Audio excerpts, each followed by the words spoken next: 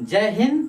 Class 10th math प्रश्नावली 1.3 NCERT का new syllabus के साथ कंटिन्यू क्लासेस चल रही हैं। उसमें देखिए, इस चैनल में हम मैथ और साइंस की क्लास 10th की कंप्लीट वीडियो डाल देंगे और कंप्लीट तैयारी करा देंगे। तो आप लोग अभी तक अगर चैनल में नहीं जुड़े तो जुड़ जाइएगा और क्लास शुरू करें यहीं से। तो देखिए, सवाल आपका सबसे पहला सवाल क्या है? सिद्ध कीजिए कि √5 एक अपरिमेय संख्या है। हमें सिद्ध करना कि √5 एक अपरिमेय संख्या है। तो इसको सॉल्व करने के लिए आपको देखिए, पहले आपको बेसिक वीडियो देख लेना है, किस संख्या को अपरिमेय कहते हैं, किसको परिमेय कहते हैं। ये वीडियो हमने बना दिया है, उनको पहले देख लीजिएगा और अपनी तैयारी अच्छे से शुरू कर दीजिएगा। तो क्वेश्चन आपका सिद्ध कीजिए कि √5 एक अपरिमेय संख्या। इसी प्रकार क्वेश्चन कई सारे आते हैं। √3 एक अपरिमेय संख्या है, √2 एक अपरिमेय संख्या है, √7 एक अपरिमेय संख्या। इस तरह क्वेश्चन आते रहते हैं। लेकिन इनको सॉल्व करने की ट्रिक कैसी है? इनके सॉल्व करने का बेसिक जो आपको एग्जामिनर फुल नंबर दे, तो उस तरीके से कैसे सॉल्व करते हैं। तो चलते स्टार्ट करते हैं। सबसे पहले यहाँ लिखेंगे हम माना या कल्पना किया। माना, यहाँ पर लिखेंगे माना। क्या लिखेंगे? माना। माना माना कि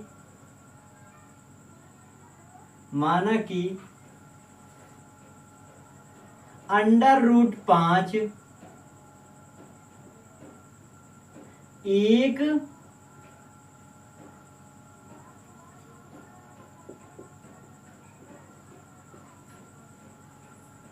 परिमेय संख्या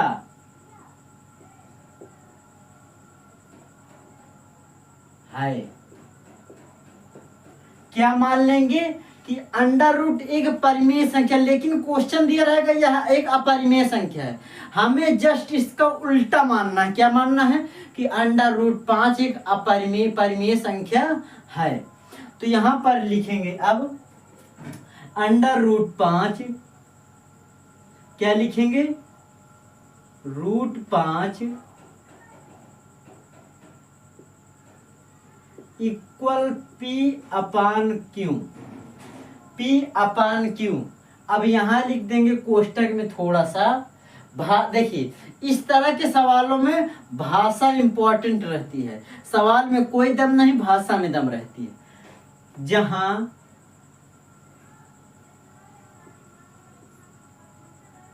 P और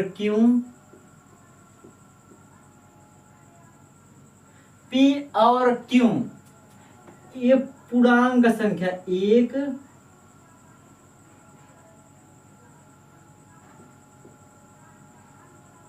पूर्णांक संख्या है। क्या मानेंगे? जहां P और Q पूर्णांक संख्या है, इसको निकालने के P और Q का मासा जो है वो एक आएगा, तभी सिद्ध होगा कि यह एक अपरिमेय संख्या है। अगर एक इसका मासा नहीं आएगा तो वह अपरिमेय संख्या हो जाएगी। समझ में आ रहा है? इसका हमें मासा एक बताना। अगर एक आ जाए तो परिमेय संख्या है, अगर नहीं आ रहा तो यह एक अपरिमेय संख्या है। फिर इसके बाद P और Q सह अभाज्य संख्या। क्या है? P और Q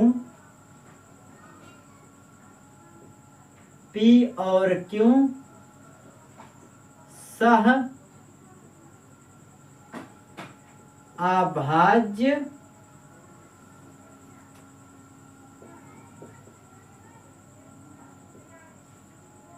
संख्या है।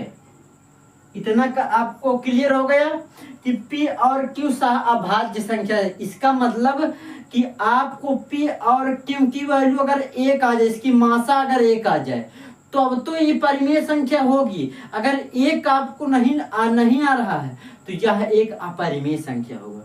तो देखते हैं यहां से, इसके नीचे इसका एलसीएम 1 मान लेंगे और इसका तिर्यक गुणा कर देंगे। जब तिर्यक गुणा करेंगे तो क्या होगा? देखिए, इसका तिर्यक गुणा √, इसका कैंची गुणा कर देंगे ऐसे, तो Q का गुणा 5 के साथ, तो √5 Q इक्वल 1 का गुणा p के साथ, तो p।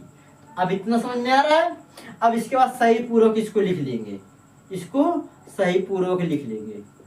जब सही पूर्वक लिखेंगे तो यहाँ पर लिख देंगे p इक्वल √5 क्यों। इतना समझ में आ रहा है, इसको सही पूर्वक लिख दिया। अब यहाँ पर देखिए, अब इसको निकालने के लिए दोनों पक्षों में वर्ग कर देंगे। क्या कर देंगे, लिखेंगे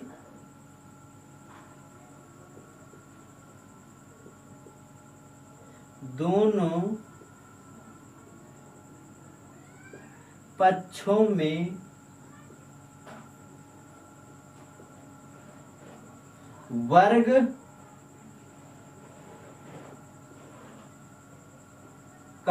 पर, लिखेंगे दोनों पक्षों में वर्ग करने पर। जब दोनों पक्षों में वर्ग करेंगे तो p का स्क्वायर इक्वल √5 क्यों का स्क्वायर। अब जब इस दोनों पक्षों में वर्ग कर दे दोनों तरफ, तो इसके बाद p की वैल्यू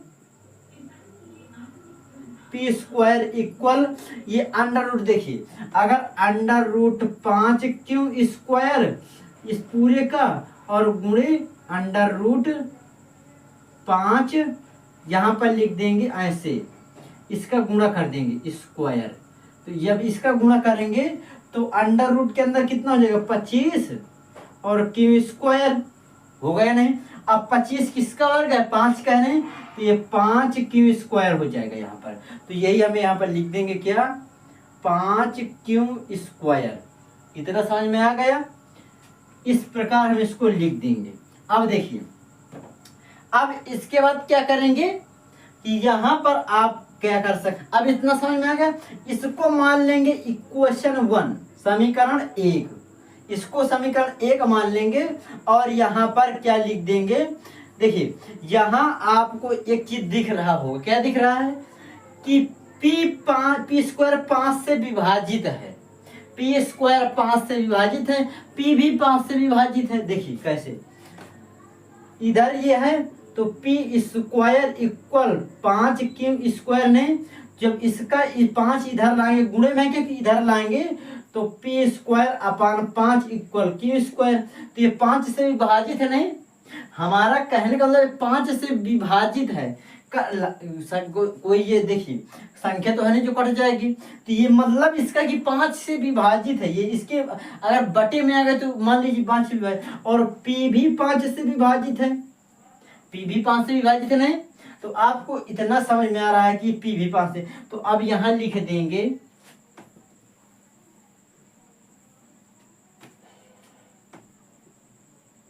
p स्क्वायर इक्वल, यहाँ ब्रैकेट में लिख देंगे p square equal 5 Q square. यहाँ पर क्या लिखेंगे, भाषा में क्या पूरा खेल है यहाँ पर, सवाल में भाषा की होता है, सवाल इतना इंपॉर्टेंट नहीं रहता है। तो देखिए यहाँ क्या लिख देंगे कि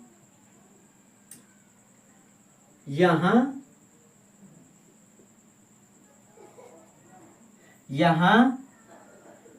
p स्क्वायर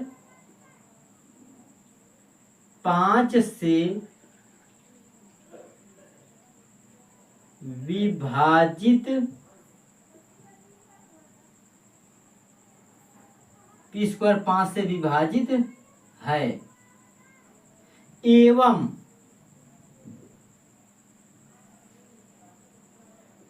p भी 5 से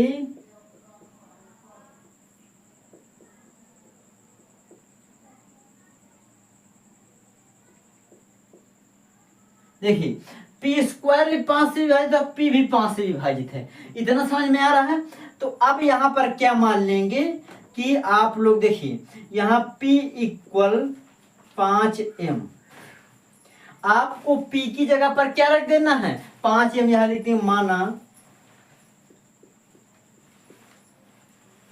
माना p इक्वल 5m, इतना मान लिया p इक्वल 5m। तो p की जगह पर क्या रखेंगे 5m, तो 5m square equal 5 Q square. ये समझ में आ रहा है। अब 5 के square 25 m square equal 5 Q square. अब ये 5 से 25 कैंसिल, तो यहाँ पर कितना आएगा 5, तो क्यू देखिए यहाँ पर क्या हो जाएगा 5m square equal Q square. अब इसको क्या करेंगे, इसको आप मान लीजिएगा, अब देखिए इतना समझ में, इसको आप समीकरण 2 मान लीजिएगा, समीकरण 2। जब आप समीकरण 2 मान लेंगे तो अब देखिए सवाल कहां से क्या होगा, इतना आपको समझ में आ गया। अब देखिए यहां पर, अब यहां पर हम सॉल्व कराएंगे।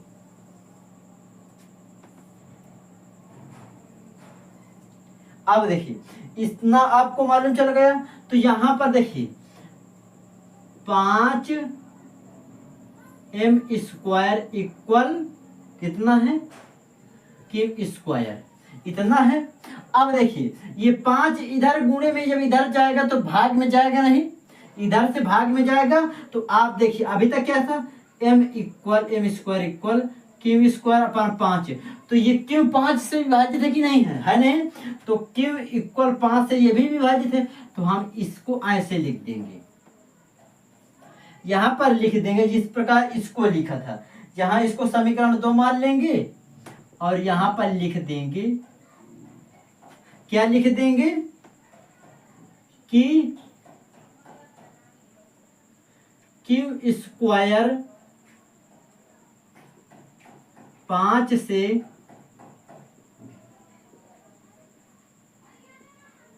विभाजित है और क्यों भी एवं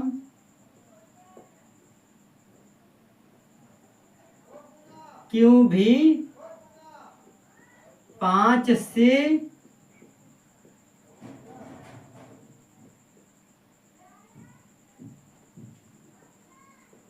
विभाजित है। जब अब इतना समझ में आ गया तो हम यहां यह कह सकते हैं कि इनका मासा एक नहीं आया, इनका मासा एक नहीं आया।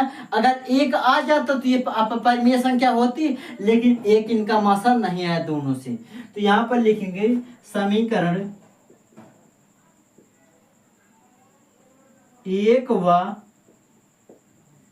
2 से, समीकरण 1 व 2 से यह पता चलता है कि इसका मासा एक नहीं आ रहा है, पता चलता कि जो इसका मासा वो एक नहीं है, तो ये संतुष्ट नहीं कर रहा। तो यहां पर लिख दें समीकरण 1 व 2 से जो है मासा नॉट इक्वल 1, समीकरण 1 या 2 से यह पता चलता है कि मासा इसका एक नहीं आ रहा है, तो यहाँ पर 1 मासा नॉट इक्वल 1, इतना समझ में आया। बस सवाल खत्म, यहीं से ज्यादा नहीं है। तो अब इतना समझ में आ गया। अब इसके बाद लिखेंगे यहां पर अतः हमारी मानना या कल्पना, क्या लिख देंगे, माना या कल्पना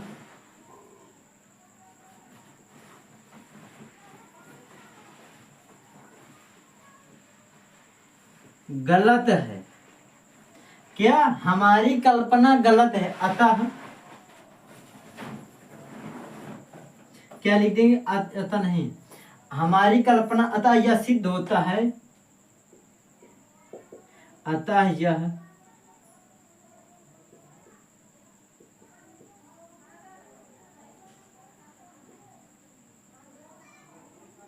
सिद्ध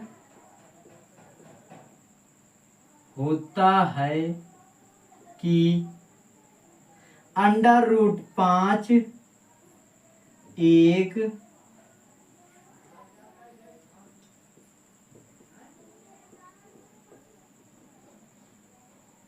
अपरिमेय, क्या लिख देंगे, √5 एक अपरिमेय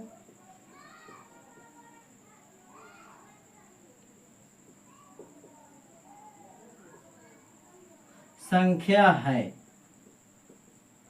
बस सवाल खत्म। तो यहां में अतः हमारा मानना या कल्पना करना गलत है, अतः यह सिद्ध होता है कि अंडर रूट 5 एक अपरिमेय संख्या है। अगर इसका मासा एक आ जाता पी और क्यू का, तो यहाँ अपरिमेय संख्या हो जाता, लेकिन इसका मासा एक नहीं आया, इसलिए यह एक अपरिमेय संख्या है। इसकी सेकंड सवाल क्या है, सिद्ध कीजिए कि 3+2√5 एक अपरिमेय संख्या है। जिस प्रकार वो क्वेश्चन सॉल्व किया था उसी प्रकार इस क्वेश्चन को सॉल्व करेंगे। क्या लिखेंगे, माना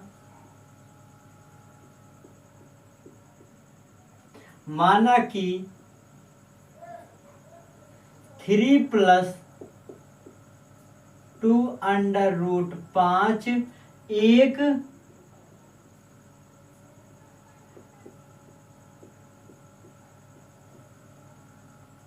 परिमेय संख्या है। माना कि 3+2√5 एक अपरिमेय संख्या है, ये मान लिया।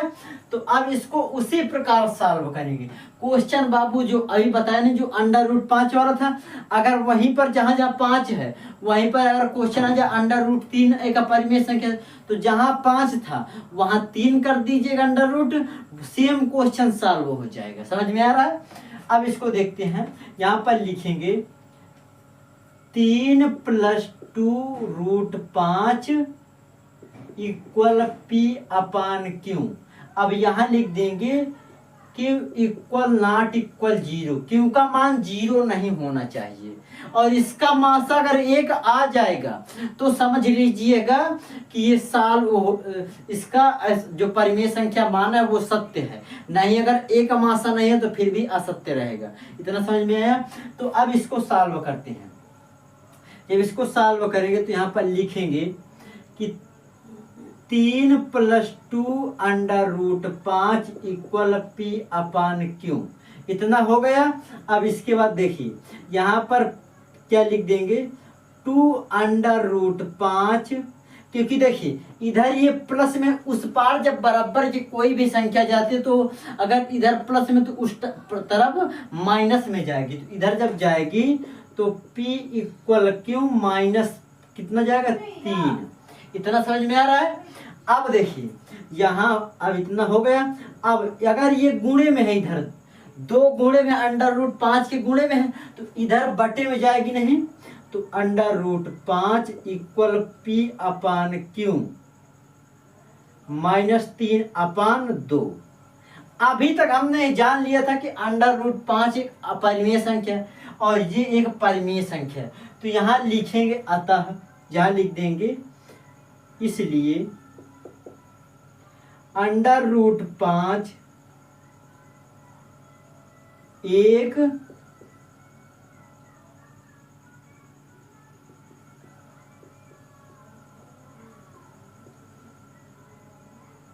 परिमेय संख्या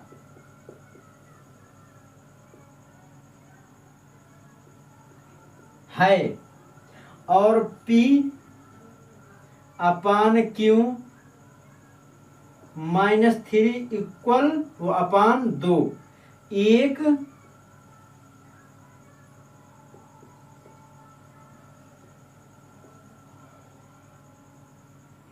परिमेय संख्या है।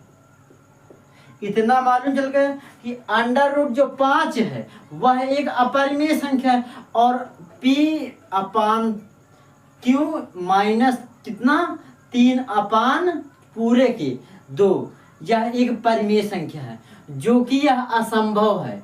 कभी P और Q जो है, ये देखिए जो आपका √5 अपरिमेय है और ये आपकी वैल्यू परिमेय है, जो कभी भी बराबर नहीं आ सकते हैं। परिमेय और अपरिमेय बराबर नहीं आ सकते, इसलिए यह कहना असंभव है। क्या लिखेंगे,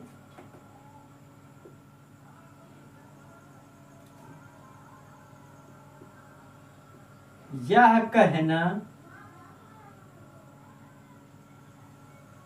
असंभव है। क्या है,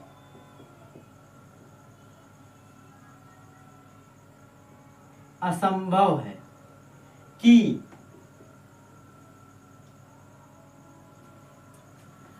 √5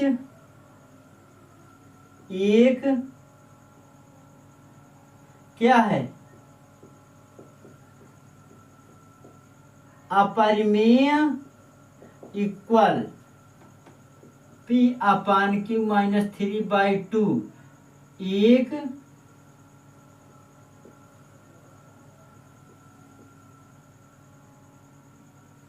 परिमेय संख्या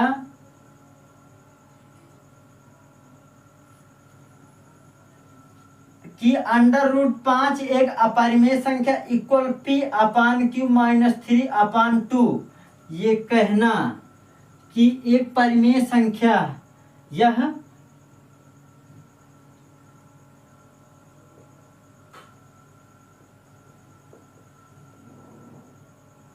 असंभव है, यह कभी संभव नहीं हो सकता है कि परिमेय और इक्वल अपरिमेय, ये इक्वल कभी नहीं हो सकता एक दूसरे के। तो यहाँ पर लिखेंगे अतः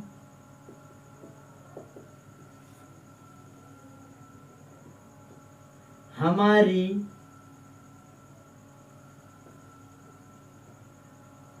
कल्पना गलत, हमारी कल्पना गलत है। अतः क्या लिख देंगे, अतः क्या है 3 + 2√5 एक क्या है, अपरिमेय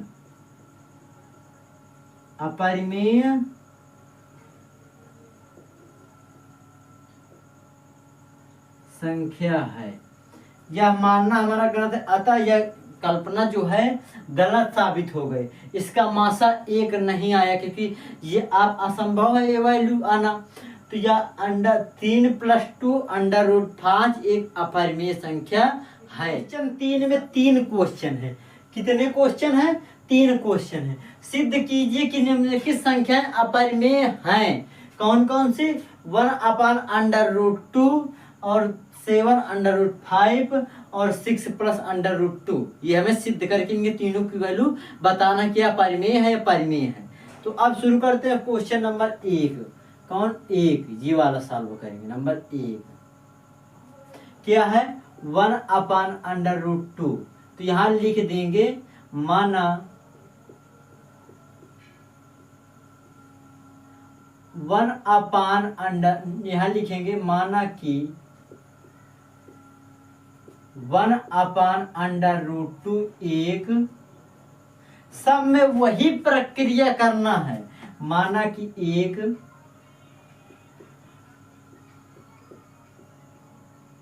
परिमेय संख्या है।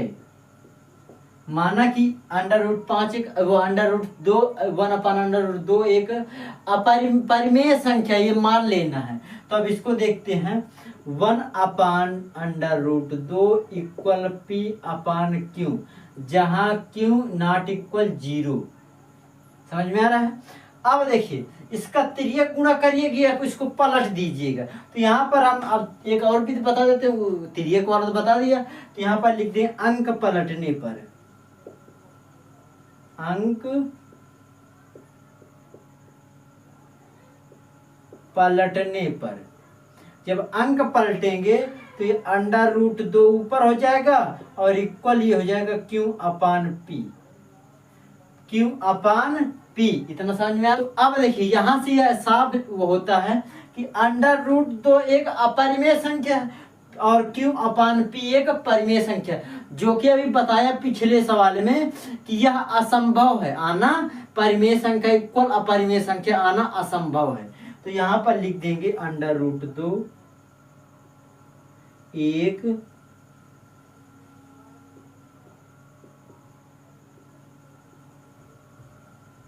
अपरिमेय संख्या इक्वल Q/P एक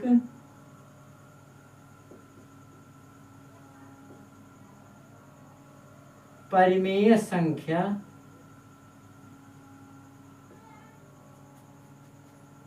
जो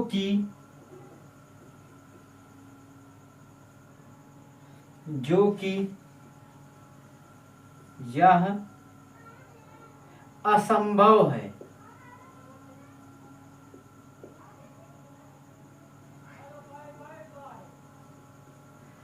जो कि यह आना बराबर असंभव की परिमेय संख्या इक्वल अपरिमेय संख्या आना कतई आ ही नहीं सकता, तो ये असंभव, हमारा मानना गलत होगा। तो यहां पर लिख देंगे अतः हमारी कल्पना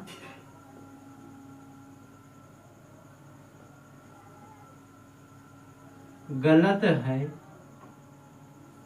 कि इससे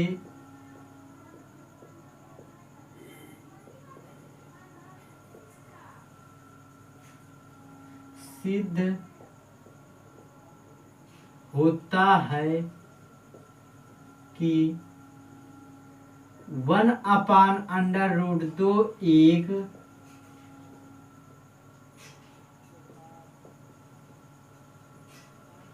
अपरिमेय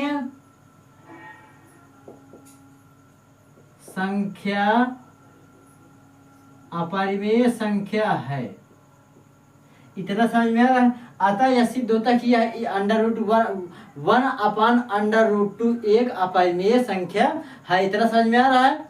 अब देखिए इसी से सवाल कहाँ से हो जाए, जहां पर आपका √2 हो वहां पर आपको 7 इंटू √5 कर देना है। बस यही जहां जहां ये है क्वेश्चन क्या सेकंड हो जाएगा।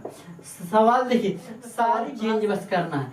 जहां पर 1/√2 वहां पर क्या लिख देंगे √5 और यहाँ पर क्या लिख देंगे 7/5।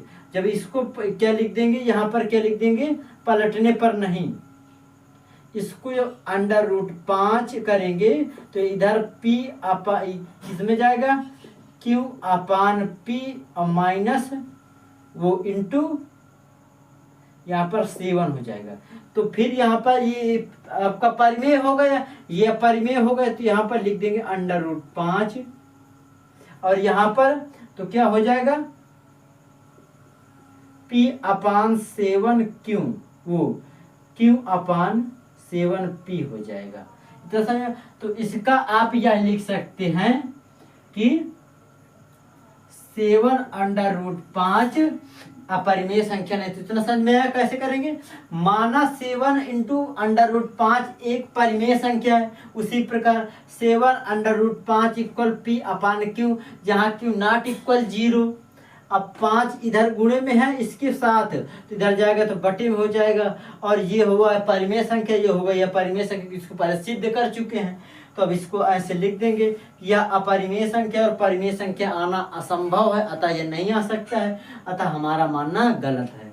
और इसी प्रकार ये भी क्वेश्चन लगेगा जहां पर आपने ये लिख देंगे 6 + √2 और यहाँ पर क्या कर देंगे, यहाँ पर लिख देंगे 6 + √2 और यहाँ पर आपका जो 7 आया था यहाँ पर 6 यहाँ पर हो जाएगा √2 क्योंकि इधर पक्षांतर करेंगे तो -6 हो जाएगा और यहाँ पर √2 आपका अपरिमेय संख्या है।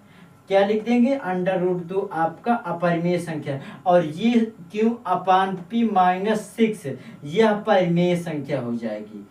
Q/6 -6 P और -6 तो ये आपका परिमेय संख्या जो कि ये भी असंभव है आना। और यहाँ पर लिख देंगे 6 + कितना 2 ये अपरिमेय संख्या आना असंभव था। इसका मासा 1 नहीं आएगा तो नहीं आएगा। तो आप लोग तीनों क्वेश्चन समाप्त हो चुके। अब मिलेंगे नेक्स्ट वीडियो में, तब तक के लिए आपको जय हिंद। और अगला वीडियो IPSC नेम निकालने का आएगा जो कि क्लास 10th 11th और 12th में बहुत महत्वपूर्ण। और भी किसी भी कंपटीशन एग्जाम में जाइएगा तो वहाँ ये जरूर निकालने को आएगा कि IPSC नाम बताइएगा। तो अब तब तक के लिए जय हिंद।